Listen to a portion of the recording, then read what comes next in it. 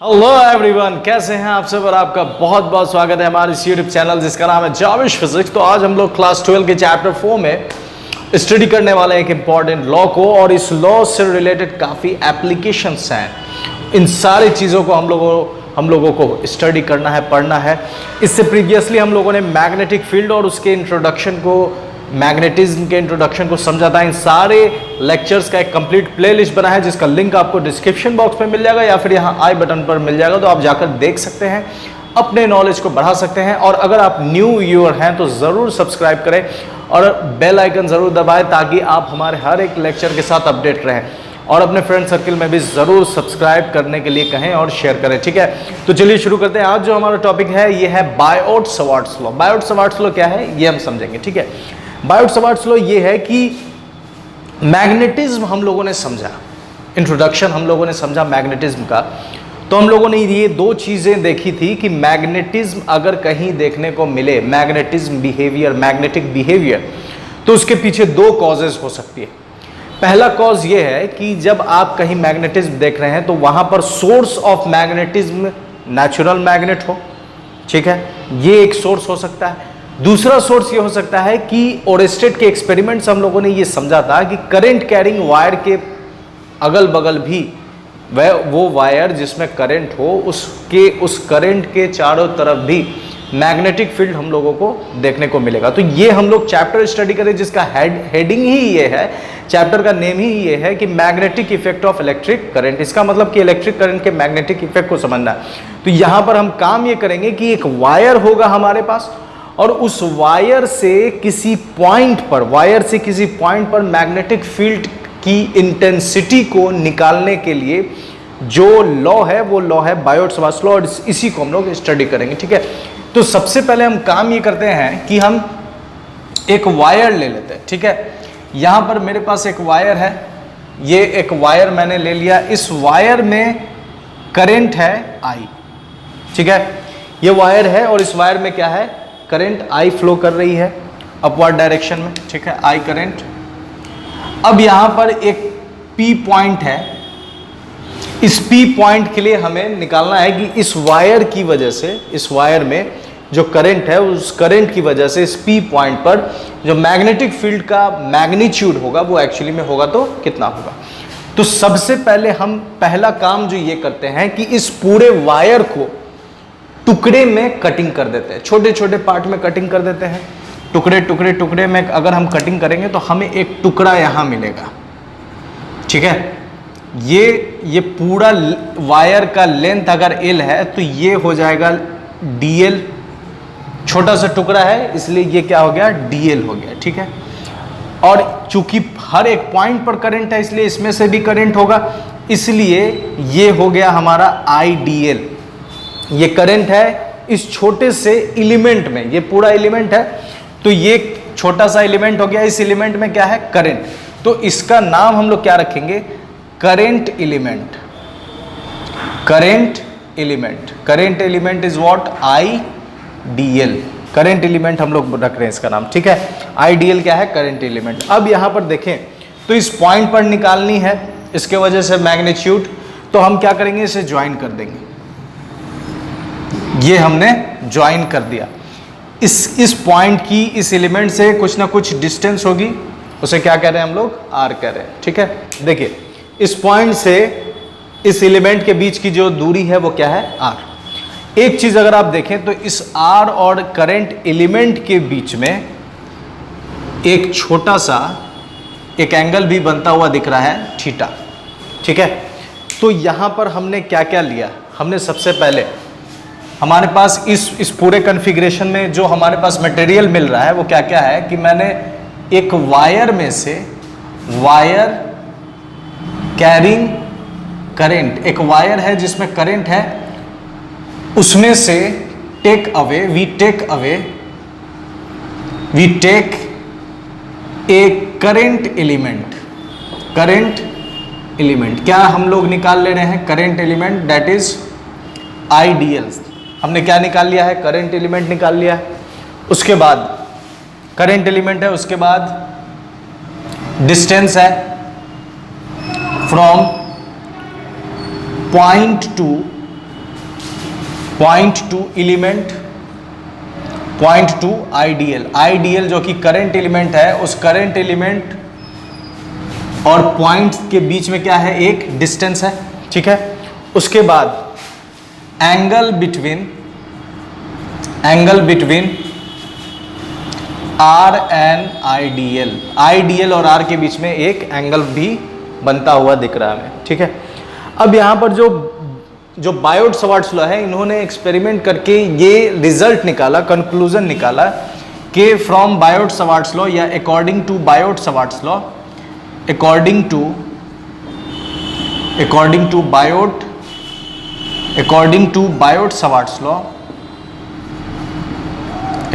बायोट-सवार्ट्स law, यहां पर चूंकि करंट कैसा है, एलिमेंट्री है, करंट एक छोटे से हिस्से में है, इस वजह से करंट एलिमेंट्री है, इस वजह से जो मैग्नेटिक फील्ड होगा इस पी पॉइंट पर वो भी छोटा होगा।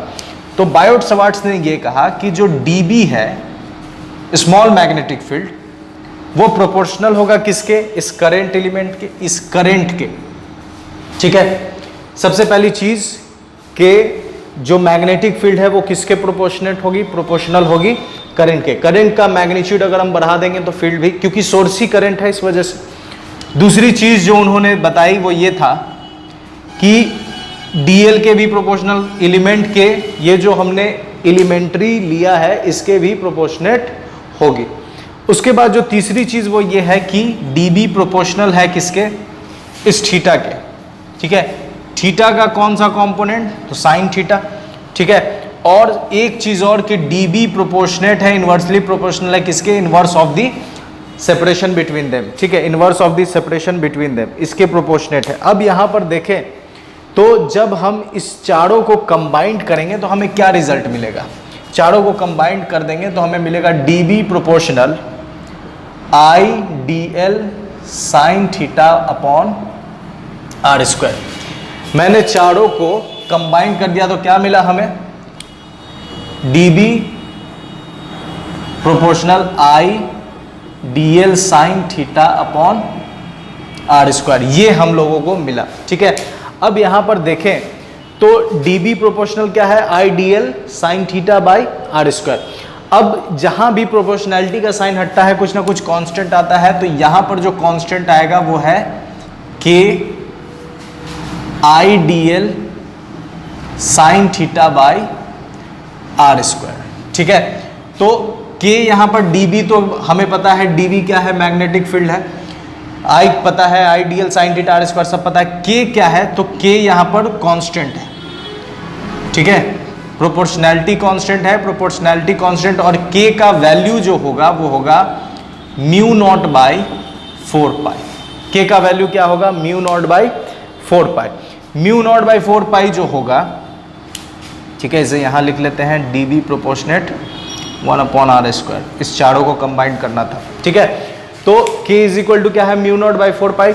म्यू नॉट यहां पर क्या है, तो म्यू नॉट एक्चुअली में यहां पर परमिबिलिटी है, mu naught permeability of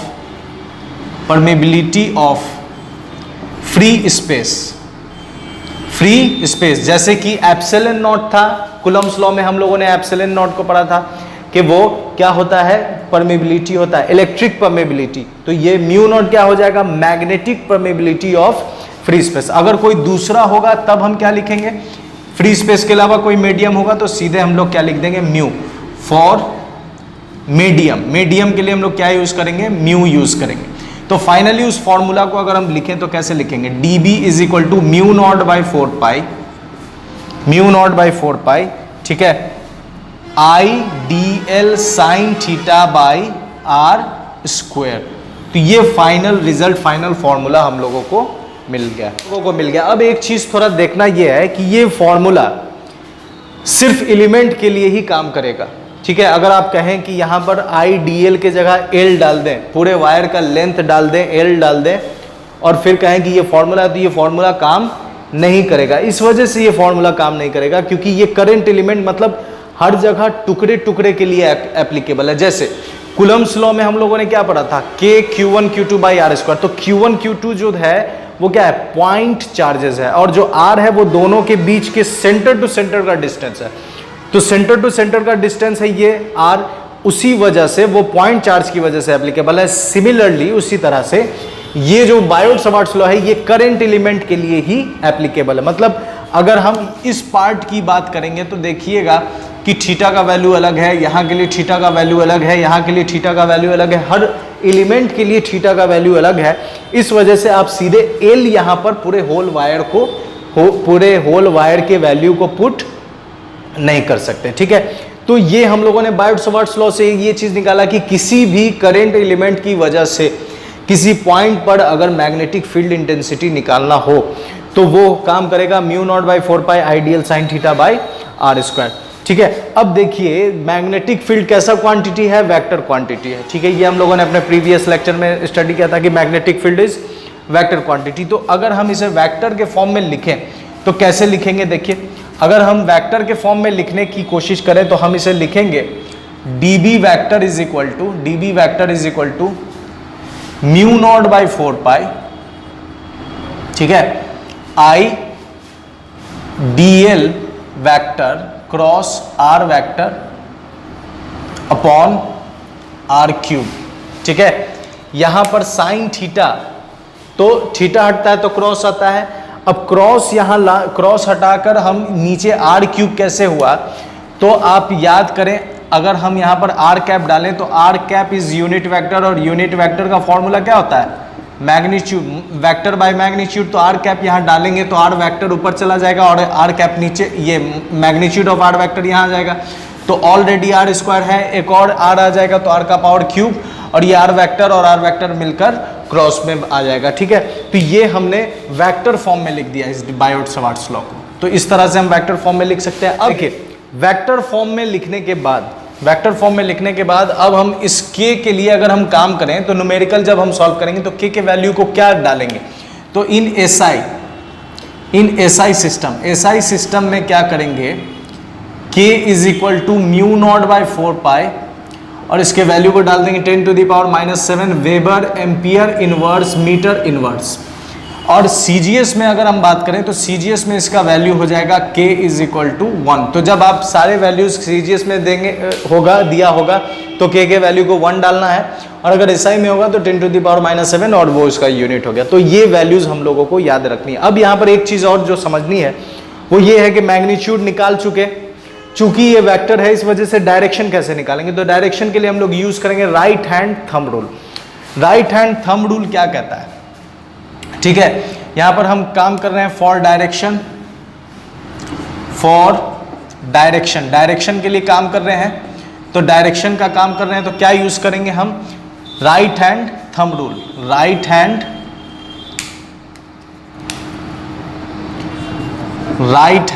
thumb rule, right hand thumb rule, ये क्या होता है। राइट हैंड थंब रूल आप जानते हैं कि ये एक वायर है, इस वायर में अगर करंट ऊपर की तरफ है, या एक वायर है इस वायर में करंट अगर नीचे की तरफ है, तो थंब जो होगा, ठीक है, जो थंब होगा वो थंब किस चीज को दिखाएगा, तो थंब रिप्रेजेंट करेगा किसको, थंब करंट को रिप्रेजेंट करेगा। और जो कर्ल फिंगर होगा, कर्ल फिंगर वो बताएगा डायरेक्शन ऑफ बी, ठीक है, डायरेक्शन ऑफ बी। और टेंजेंट हम ड्रॉ करेंगे इस पर, टेंजेंट, और वो टेंजेंट एक्यूरेट डायरेक्शन बताएगा। अब जैसे देखिए यहां पर करंट ऊपर की तरफ है तो थंब किधर रखना है, करंट के डायरेक्शन में, करंट ऊपर है तो ये उस तरफ ऊपर रख दिए। अब ये कैसे आ रहा है, इस तरह आ रहा है, तो हम क्या करेंगे, यहां पर एक कॉन्सेंट्रिक सर्किल ड्रॉ कर देंगे, ठीक है। अब इस कॉन्सेंट्रिक सर्किल में देखें अगर, ठीक है, कॉन्सेंट्रिक सर्किल में अगर आप देखें तो ये इस तरफ जा रहा है, इसका मतलब कि ये क्लॉकवाइज नहीं है। देखिए ये ऐसे रखें, यहां पर रखिए 6, ठीक है, इस पार्ट पर रखिए 6 और यहां रखिए 12। तो ये देखिए 6, 3, 12, इसका मतलब 6, 3, 12, इसका मतलब ये एंटी क्लॉकवाइज। तो एंटी क्लॉकवाइज है तो इसके लिए जो हम डायरेक्शन एरो देंगे वो ये हो जाएगा, ठीक है। अब इस पॉइंट पर हम अगर टेंजेंट ड्रॉ करें तो वो टेंजेंट किधर होगा, इस बोर्ड के अंदर होगा। बात समझ में आ रही है। तो इस तरह हम थंब रूल लगाकर क्लॉकवाइज और एंटी क्लॉकवाइज का पैटर्न समझ लेंगे और जिस पॉइंट पर भी निकालना होगा हम वहां पर टेंजेंट ड्रॉ कर देंगे, तो हमें डायरेक्शन का वैल्यू, डायरेक्शन का पता चल जाएगा। अब देखिए ये नीचे की तरफ है तो ये थंब नीचे जाएगा, उसके बाद देखिए यहाँ 12 रखना है और यहाँ 6 रखना है, तो 12, 3, 6, इसका मतलब ये क्लॉकवाइज बन रहा है। तो इसके लिए भी देखिए,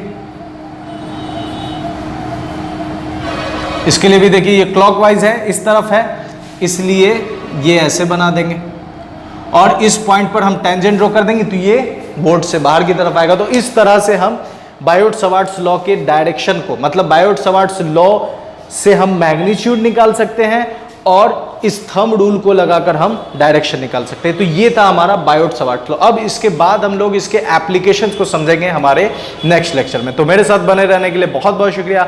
अपना ख्याल रखें। गुड बाय एंड खुदा हाफिज।